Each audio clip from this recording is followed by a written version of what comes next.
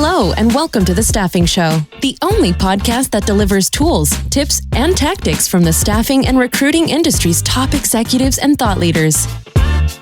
Today's podcast is brought to you by Staffing Referrals. At Staffing Referrals, we understand the challenges your agency faces every day. From finding high-quality candidates and clients to automating your recruitment process, our platform is designed to help you grow your agency faster. Imagine a world where your agency can automatically build your talent community, improve your recruiters' productivity, and automate manual processes, all the while improving the candidate experience. But don't just take our word for it. Here's what a few satisfied customers have to say. Our referral program boomed after partnering with Staffing Referrals. The technology allows us the tracking, communication, and reporting our traditional referral program desperately needed to unify and expand. Can't imagine our business without it. Are you ready to transform your staffing agency? Let's reduce your dependency on job boards, deliver the experience your candidates expect from a modern business, and turn your talent pool into a competitive advantage. Visit staffingreferrals.com and get ready to grow. Hello, everyone. Thank you for joining us for another episode of The Staffing Show. Today, I am super excited to be joined by Steve Farrell, who is the COO of Your Employment Solutions and the host of The Staffing Playbook. Steve, super excited to have you on the show today. Always enjoy our conversations. And today's going to be a good one. We're going to be digging into AI, productivity, talking about how AI is being used in staffing firms. And Steve is one of the most technical early adopters deep in the AI game and you have some pretty incredible use cases that we're going to jump into. So super excited to have you on the show today. Well, thanks for having me back on, Dave. This is a pleasure. I always enjoy our conversations on and off the air. I think you give me too much credit for the AI stuff, but I'm well practiced in it. We'll say that. Yeah, I feel like when you showed me a lot of people show me their vibe coded projects. And most of the time I'm like, okay, cool. That's not really going to do much. And yours, it was like, oh, you've built an entire data dashboard system that could go to market as like an enterprise product. I do have an advantage, and that is I coded back in middle school and high school. I started with binary in middle school. I was writing love letters, never got a date out of it or a girlfriend, but I dropped out of my CS degree 6 weeks in when I was 18. I'm like, I do not want to do this as a job. This was like fun building video games.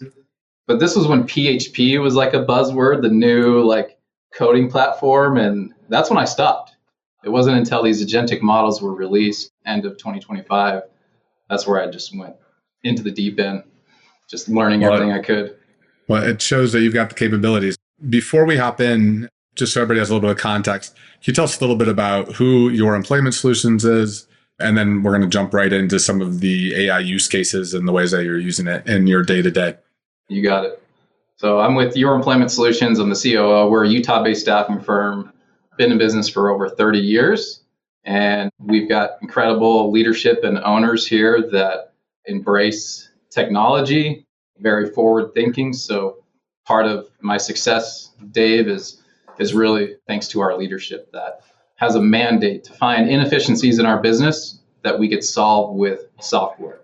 So love it, appreciate it. And also, as you mentioned, host of the Staffing Playbook podcast. And we're going on almost our second year. We're about 90 episodes in. So it's been a blast. That's amazing. Well, and I know you recently had a webinar just a couple of days ago about the cost savings that you've been focused on delivering from AI. And it sounds like that's been a big part of your guys' approach is where can we drive real impact to the business, to the bottom line, which is, I think, something a lot of people in the industry are looking for and trying to figure out. Continually hear conversations on, we've adopted all the AI, but I don't know if it's really helping, or we're paying for all this new AI software, but where's the real impact? So I think maybe a starting point, can you tell us a little bit about what that journey's been like and the impact to your business? And then we'll go into some of the specific use cases from there. Yeah, absolutely. So I was given a mandate by ownership. I needed to increase EBITDA. So there's two ways of doing that, right? You can cut expenses. Nobody likes that. Who wants to pack in their own toilet paper and pack it back out to save expenses? or you can grow, right? You can grow revenue, but you can't grow revenue and grow your expense line with it. You have to maintain that expense line as you grow revenue. So that was the mandate. The other piece of that, the other side of the coin, is we had, the candidate experience that our candidate experienced every day was the same like every other staffing firm, right? You would apply online, you'd wait a couple days for a recruiter to reach out to you, you then interview, and then hopefully you get offered a job and onboard, and you're on your way. Well, we would post a job, we'd get 100 applicants that would apply within 24 hours, and it would quite literally take us 48 hours to reach out to all 100 applicants. And because of the delay, we could only get a hold of about 17% that we could screen. So, simple math, 100 applicants, 17%, that's 17 we were able to get a hold of. The rest were gone. Someone else got a hold of them. So that was a huge problem. Then we had our phone system. We'd get 500-600 calls a day per branch. Hey, what job do you have? Hey, how many hours are on my paycheck? Hey, I'm calling out on my shift. Or, hey, I don't like my supervisor. Just everyday calls that we were missing about 75%. I didn't like those service failures, but I couldn't hire my way out of it because now I'm increasing my EBITDA in the wrong way. And so both of those together, we went down this path of how do we find pieces of our recruiter's job and our operations team job that can be replaced by AI. Not replace the recruiter, but building a workforce of AI employees that can do the phone screening, that can talk to candidates calling in on a receptionist line. And so we looked at our entire candidate journey, we mapped it out, and then we started plugging in our current tech. And then we had to go outbound to find tech that we were missing to complete this process. So vetted several vendors and kept hearing about Whippy and reached out to them and we met. And so long story short, we tested Whippy in one market, one agent.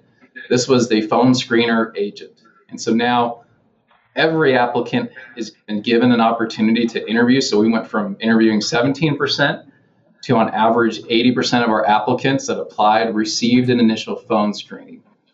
And we no longer needed someone to screen applicants, someone that was farming them. We didn't have to hire a receptionist for the front, and we didn't have to hire another recruiter to help with all of the hires that we were netting. So that was the first step in our phase. We then moved to the receptionist line, which was a game changer. Every call got answered.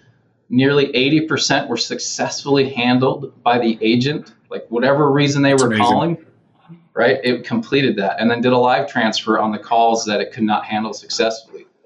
So that was one market, phenomenal, saw instant results over a couple months. Then we moved into another market where we had a client that asked for an increase of 1,000 heads. Now we're talking, David, 1,000 heads. It's amazing. Well, I was given a mandate. I cannot hire internally. Normally, you'd hire 2 or 3 recruiters for that, right? Yeah. Because you have your customer base that you've planned your staffing program around to be able to staff successfully. You throw in 1,000 new long-term positions, you have to hire more recruiters. So I took this wild bet. I gambled on implementing these AI agents into this new market. Fast forward, 1,000 placements, didn't have to increase our internal staff, and it was a resounding success. So that was just the beginning of our journey into these AI tools. And so it sounds like you've been looking at how can you grow? Because you guys, I know, are on a pretty good growth streak again this year, which is amazing. I know that's congrats on that. Then you're looking like, how do we do that without scaling costs? So actually drive higher EBITDA. How did you prioritize what to work on first? Did you look at any process for that? Well, obviously, the real human side of it, the labor expense, that's what we prioritize first. But obviously, the quality needs to be there. The agent has to be an effective screening agent. The receptionist has to be really good and patient and be able to call on different tools to help the person calling in. And so the experience overall was our top priority. And so we would listen to calls. We NPS scored every single call with our agents. So we'd send a text to the associate, like on a scale of 1 to 5, how would you rate your overall experience? And we were getting really good feedback, 4.5 out of 5 on our NPS, which, by the way, we NPS'd our recruiters pre-AI. And because of how long it took to reach our candidates, we'd score 2.5 out of 5. So wow. All right. massive upgrade in our NPS. So That was the broad picture here is we've got to make sure it's a good experience for our candidates. On the administrative side, we needed our recruiters to enjoy this system and to trust the system, to trust the analysis and the roll-up and recommendations from the AI interview. And that took some time, right? We had to get to a point where, Dave, you're my coworker, you're my recruiter. When you hand me a candidate's file and your interview notes and recommendations, we want to treat the AI the same as our coworker sitting across the desk. Like, we need to trust what's been sent to us and then make our final assessment. And that took some time for adoption. But as we were seeing that our placements were not only increasing, our time to fill not only was increasing, but our time on assignment increased. We had better retention, 30% increase in retention on our AI screen candidates that were selected. Wow. For hire. That's wild. Massive. What do you think's behind that? Well, I'll tell you, it's nothing sexy. It's actually quite simple. A recruiter is doing, 10 to 15 interviews per day. Yep. By the time you reach that 9th interview, you're just exhausted. You're just checking the boxes. You're not taking the time to evaluate the answers. You're not taking the time to really dig in and ask follow-up questions because you're tired, right? You're hungry. Yeah. And so our agents don't get tired, and they're very reactive to responses. If the agent asks a open-ended question and you give a closed answer, it's going to probe. It's going to get that open-ended answer from you. Something a real recruiter should do. But when you're doing 15 interviews a day, sometimes you don't. So just better selection process. And so you're using it for all incoming web submissions for like the quick, are you doing call Quick and apply, text? Indeed, you name it. From your platform, staffing referrals, when they apply on the job board that you guys published, they immediately get a text inviting them to call the agent for an initial phone screening. Awesome. So you're giving them the text of saying, hey, here's who to call. We'd like to have a quick conversation. AI agent has that. At which point, or is there a point where you do have a human handoff, or what's that process look like? Yeah, the human always has the final say. So this really moves into, like, some of the work has been automated and replaced by AI with our recruiters, which is what we want, but we don't want to replace the recruiter. The recruiter needs that judgment to now, think about recruiters today. They should be really good at analyzing all of the information coming in from your agents and being able to make a decision on if this candidate is a good candidate to move forward or not. So the human always has the final say. And we'll do a follow-up call sometimes if we're like, I have like 2 questions that are unanswered. I need to get more information on. And so they schedule that. The automation does it all for them with the click of a button. And then they have that follow-up call, and then they make the decision from there. But that's the gate, is the human makes the final decision. And that's what we want. That's the durable part of this role as a recruiter, is the judgment, making that judgment call. Yeah. And you mentioned with me in a conversation earlier about your kind of like the framework about how you think about where AI applies. I think that'd be great if you'd share that with the audience in terms of how and where to apply AI. All right. So I call it the TCLD. So each of these letters represent a word. So the first one is T, theater. So this is what companies perform. Think about a performance where there really isn't any true value. Think about the reoccurring meetings that no decisions are made, reports nobody reads carefully, the check-ins that produce no information. Like, man, AI is really good at replacing that. Just have your AI bot join the meeting if there's no decisions that need to be made. Have your AI create the report on Monday that your boss never reads. Use AI for that. It's really good at that. The next one is C. That's for commodity. This is real work. Think about the years and decades our industry has really worked hard at their craft and parsing resumes, skill matching, just teasing out the red flags in an interview, like the really good stuff that we've all takes time to learn. Think about your standard payroll runs, like invoice generation, looking at background checks. Like, that commodity work is real, but it no longer needs you specifically.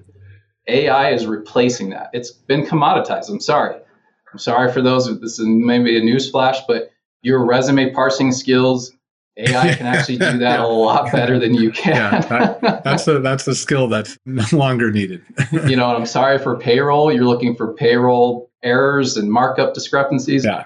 I'm really sorry, but AI does that better now. Yeah. And so we need to embrace that. So that's commodity. AI is getting really good at replacing that. Then you have L, which is on the line. These are structural patterns that, like a pay discrepancies, garnishment edge cases, exceptions that don't fit the rule, where it still needs a human, but at some point it's probably going to go to that C line, the commodity, and be done really well by AI. So right now we have a lot of people that are on that L, where it's like needs a little judgment, but AI is getting really good at it. Eventually it's going to move over to AI. So, when you're doing an honest assessment, you need to ask yourself, is this a T? Is it theater? Is it C? Is it a commodity? Is it L on the line? And then the last one, this is where the rubber meets the road. D is for durable. Output depends on judgment you can't fully describe. So if you can put your judgment on an SOP and your most junior recruiter can follow it, that's not durable. That's a commodity, right?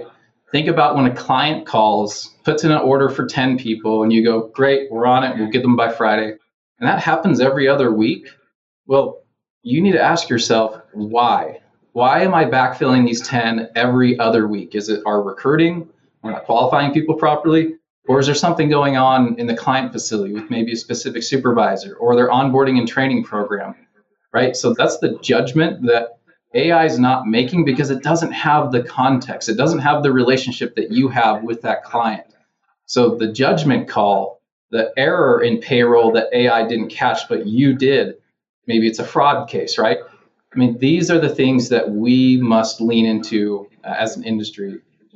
Things that require judgment and cannot be replaced by AI. Things that can't be placed in an SOP that a junior can just get up and running. It's the stuff that's in here, not necessarily on paper. That's the durable. That's the D. Yeah, I think that's a great framework to think about. And then the judgment of obviously anything that can be commoditized right now, if like AI is coming towards it. If it hasn't done it yet, it's trying. It's even the judgment. There's a funny one is I took a AI literacy test online the other day, and I was like, "Oh, you haven't?" Did? Yeah, it was this guy I follow, Nate Jones, has all kinds of great AI content, and I was like, let's just see what this does, and scored relatively well on it. But the part that he's like, your next phase is figuring out how to codify your judgment, and I was like, whoa, isn't that our part? It's coming after you. Yeah, I was like, it is funny to think about. Is like what parts will remain human versus not. Obviously, the conversations are, I think, one of the key components of that. As you're rolling out AI, I know a lot of people are looking at what AI to roll out and how to do it and how to make sure that they have the ROI on it. What are some of the lessons that you learned along the way? And what are some of the mistakes that you made that you would have done differently? We didn't make a lot of mistakes, but we did. I'll share some of those. You have to be really clear on the outcome. What is it that you're trying to achieve before you start with any AI tool? If you're chasing the shiny object on the vendor floor, there's hundreds of them, man, your CFO is not going to like you. And your team won't like you either because you're throwing a million different tools at them and none of them are talking to each other. And so you have to be really clear on what you're trying to solve for. For us, we were trying to solve for efficiencies. We were trying to solve for profitability and then scale on top of that. In addition, we wanted to make sure the candidate experience was best of class and the administrative side was best of class. We didn't want to burn out our recruiters. And so we looked at the expected outcome, the end goal in mind, and then we reverse engineered it. So anybody out there that's looking at all this tech, look, I know it's sexy, the dashboards are cool, the widgets, everything that's there, but what is that actually doing for you? What are you trying to solve for? So answer that question first. Now, mistakes that we made along the way is we did move too fast, right? Because we had our North Star, we knew exactly what we needed to do to get there, to implement it. But where I failed is I just threw it on my team too fast, didn't spend enough time with them. I mean, we got caught up. It wasn't detrimental. It didn't hurt the business, but it was frustrating for the team because it's just so much new information being thrown at them that they have to learn. And so, if I could go back in time, I would have slowed it down a month or two on adoption. I tend to have that same problem of, hey guys, like, here's what we're doing now. It's like on that front, what are some of the things that your team needed to know that you think was helpful in terms of their adoption of it to get them engaged, bought in, feel like they understand what's doing? And maybe that digs a little bit deeper into like, how did their day-to-day process change? Is this completely off their plate now in terms of like following up with web submissions, or do they still have to do it as yeah? Well, this is difficult with large organizations. For me, what would have been probably an ideal scenario is I bring them along in this discovery process of how AI could solve for our challenges and help us reach our goal. Yes, we had conversations around that, but then it was lights off. I'm out finding the tools and, getting them, building. And then 2 months later, it's like, here you go, start right today. Yeah. So if I could have brought them along with me through the rest of the journey, I think there would have been a lot more buy-in.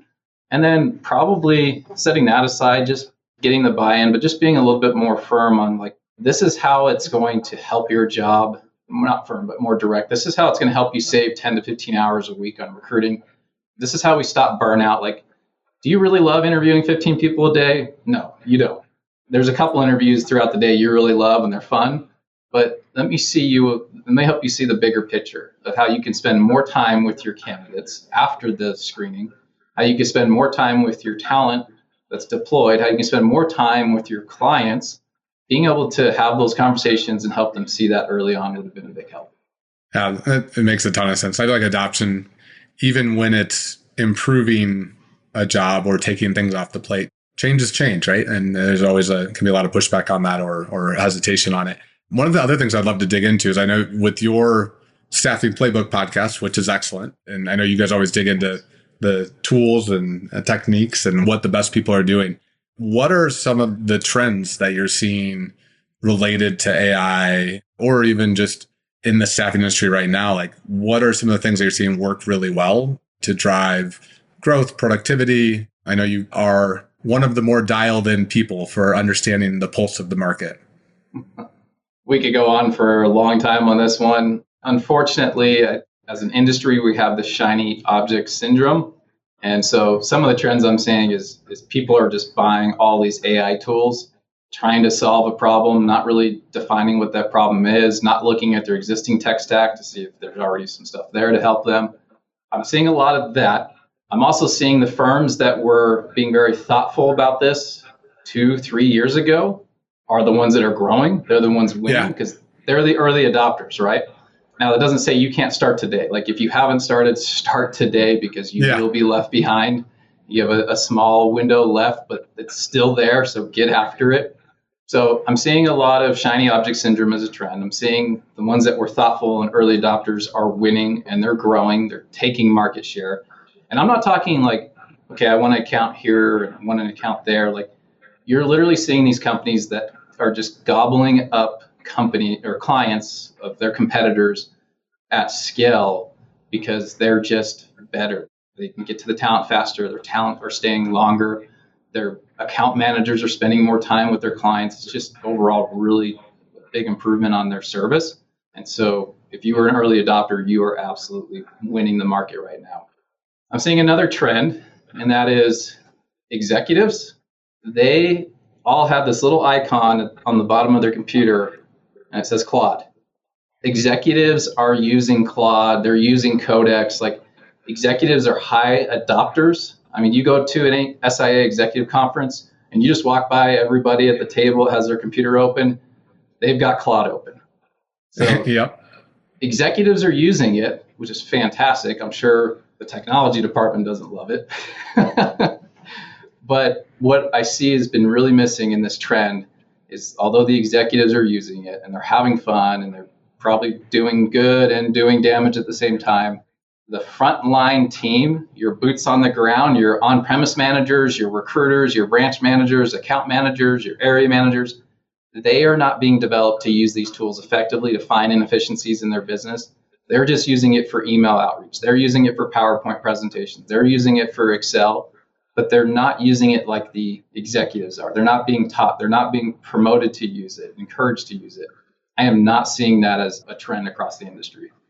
Yeah, it's actually crazy. I've had a couple of conversations this week about AI adoption kind of at the front line with the recruiters. And I've been shocked at how many relatively large companies have they're like, oh, well, we tell them they can use their personal, or we don't have a policy at all. Or they're banning it from their network. Yeah, or they're trying to ban it from their network. And I'm like, I mean, even if you're banning it from your network, I'm like, it's impactful enough that I wouldn't be surprised if some of them are using their personal one to get some of the gains. And so it's almost like better to lean in and give them access to something to do their job. Because I think it's the impact can be pretty significant overall.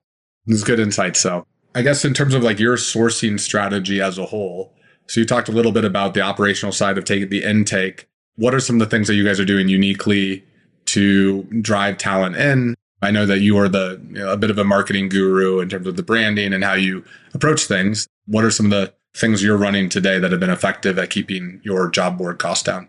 Well, I'm not the marketing guru. I just play one on TV. We have a phenomenal marketing team that, they come up with all this stuff. I just get to benefit from it. I mean, I can see your little Yeti. You've got the staffing.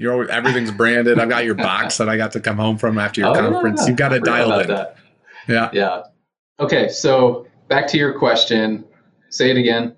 Well, so I'm curious to know when it comes to your sourcing strategy. Sourcing strategies, yeah. Yeah, like what are some of the things that you're doing that are unique or even not unique? And I think the thing you just talked about, which I can see how it would have a huge impact, is you're like, all right, we have all these web submissions. How do we qualify those faster? Yeah. Just wondering about how you're approaching sourcing, if there's anything else on that front. And obviously I know you and I have worked together, and I'm always intrigued by what you're doing on the referral front. You're one of the very few agencies, your ROI on the referral program is pretty significant because you're running a help a friend out $0 bonus program, which is amazing. And you have a good enough reputation. So that's one area. Yeah, let's talk about that in a little bit. So my strategy is to make Indeed hate me.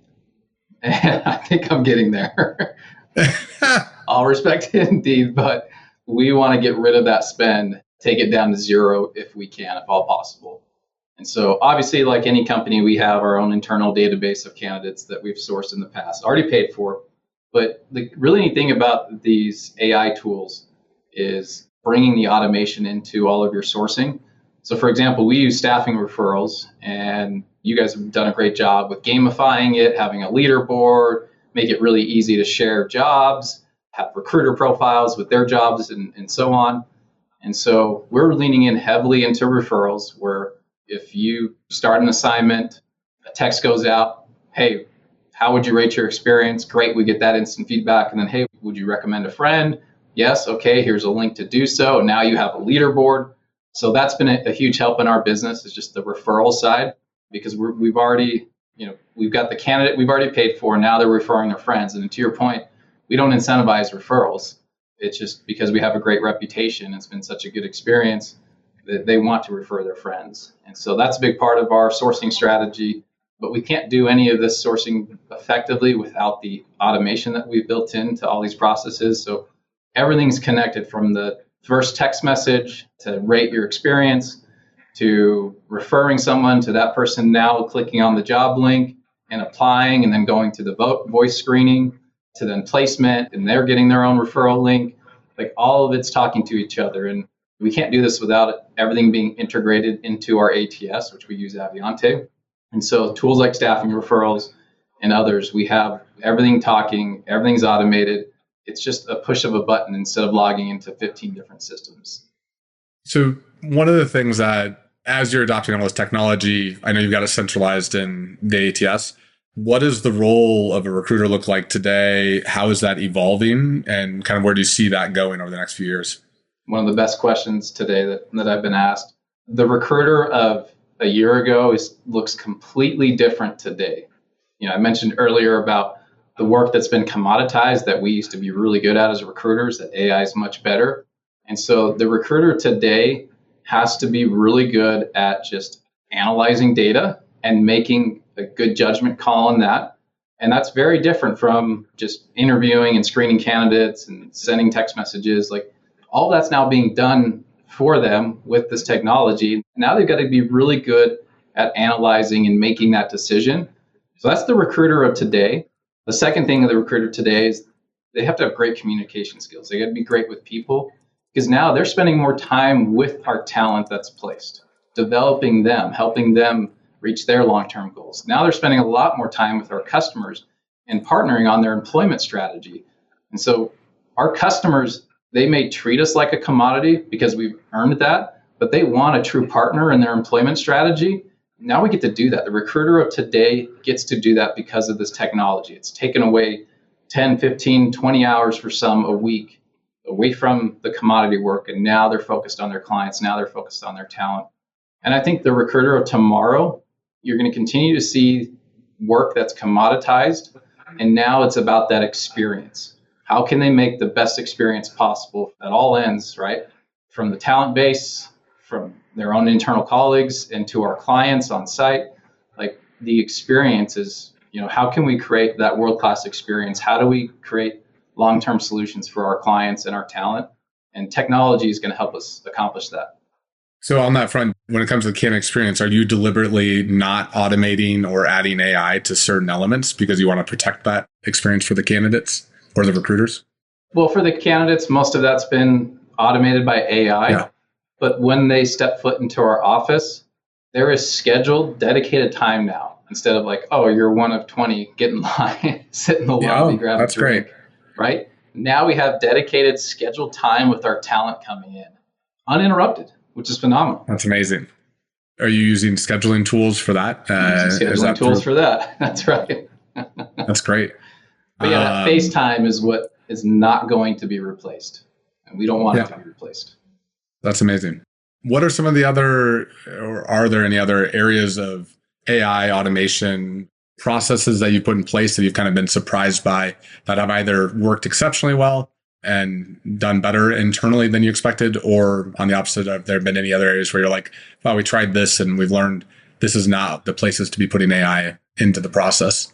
Yeah, luckily we haven't made a big enough mistake of putting AI somewhere where it doesn't belong. What we've learned instead is just making iterations of where the AI is at and how it's being used and utilized.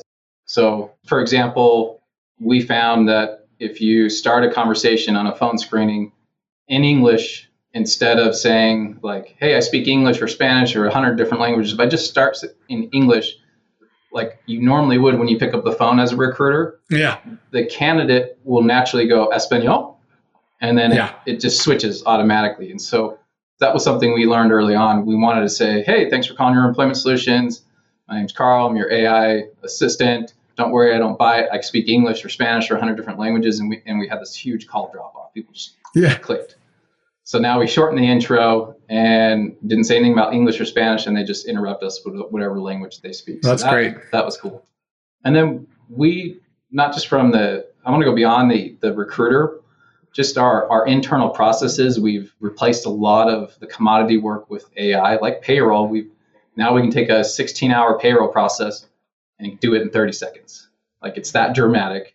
Yeah. So we're finding those types of inefficiencies in our business.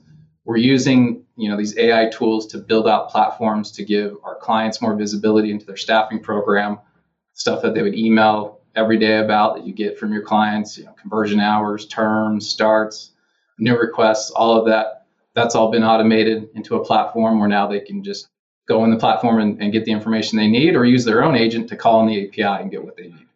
So you're building out the client portal, but from a data perspective where they have visibility into what's going on. Full visibility. Yep. Yeah. And that's great. And are you doing that for every client? Is a certain tier that gets that? How are you approaching that? Every client. They all deserve access to their staffing program. I know we talked about the role of the recruiter evolving, and you're talking about some of the different use cases for how you are implementing AI.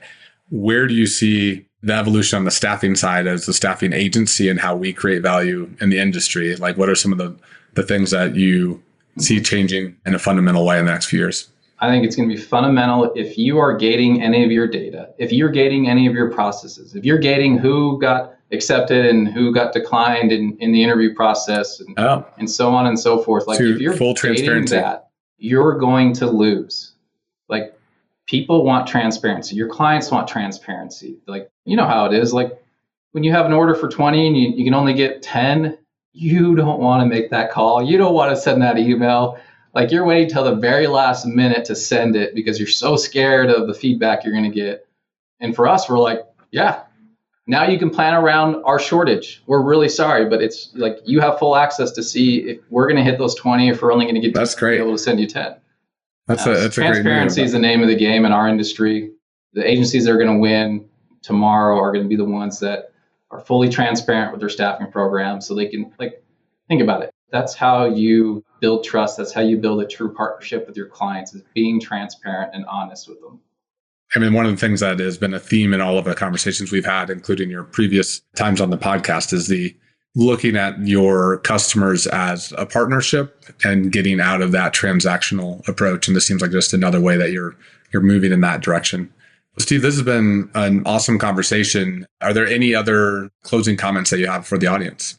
Yeah, it has been a great conversation. We could just keep going on for hours.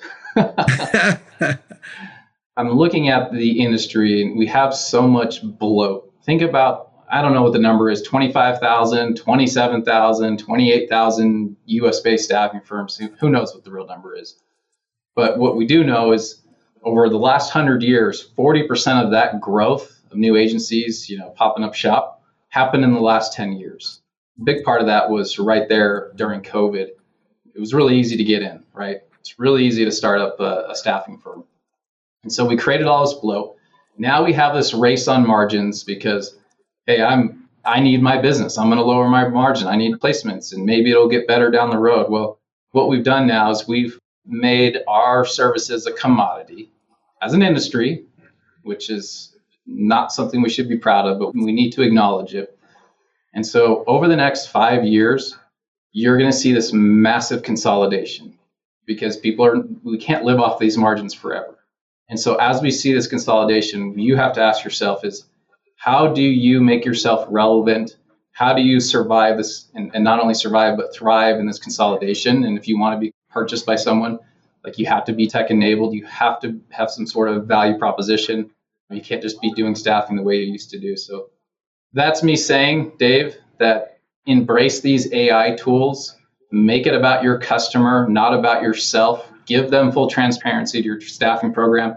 Be fully transparent with your candidates, especially when you decline them.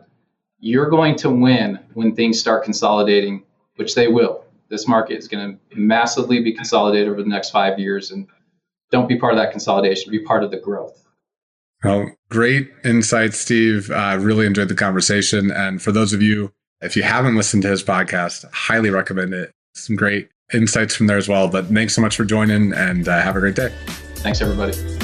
Thanks for listening to The Staffing Show. Don't forget to sign up for our newsletter at staffinghub.com.